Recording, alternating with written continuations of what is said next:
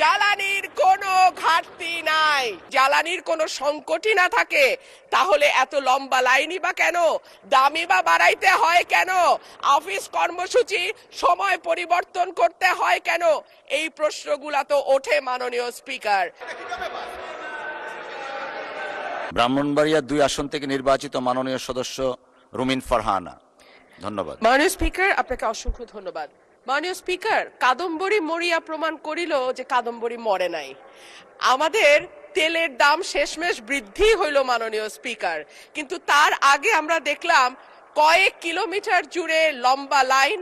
আমরা দেখলাম মাঝরাত পর্যন্ত ড্রাইভাররা দাঁড়িয়ে আছে, তারা তেল পাচ্ছে না, কিন্তু সরকারের সেই ব্যাপারে কোনো হেলদোল নাই।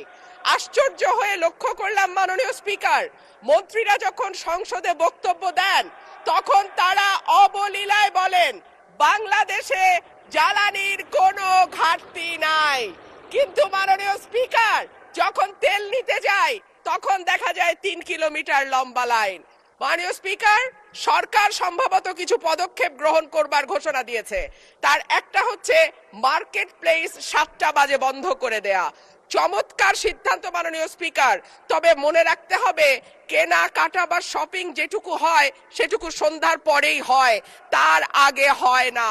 ২ হইল অফিস আদালতের সময় বলে পরিবর্তন করবে, ৫ দিনের জায়গায় ৪ দিন বা ৩ দিন তারা কর্মঘণ্টা ঠিক করবে, কিন্তু প্রশ্নটা হচ্ছে যদি জ্বালানির কোনো সংকটই না থাকে তাহলে এত লম্বা লাইনই বা কেন, দামি বা বাড়াইতে হয় কেন, অফিস কর্মসূচি সময় পরিবর্তন করতে হয় কেন, এই প্রশ্নগুলা তো ওঠে মাননীয় স্পিকার।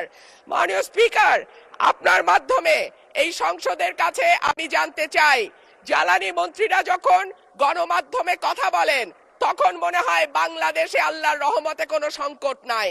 ওনারা যদি পরিষ্কার করে বলেন বাংলাদেশে বর্তমানে কত দিনের অকটেন ডিজেলের মজুদ আছে, কতদিন চলতে পারবে, পাম্পগুলো কেন পর্যাপ্ত পরিমাণ তেল পায় না, তেলের মজুদদারি। ধন্যবাদ মাননীয় সদস্য। মাননীয় চিফ হুইপ প্লিজ আপনারা বসেন দয়া করে। মাননীয় চিফ হুইপের মাইকটা দেন প্লিজ।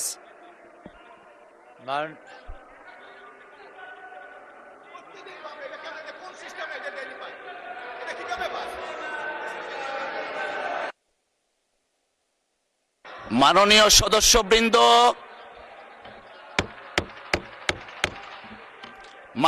সদস্যবৃন্দ প্লিজ লেট আস ডিসিপ্লিন।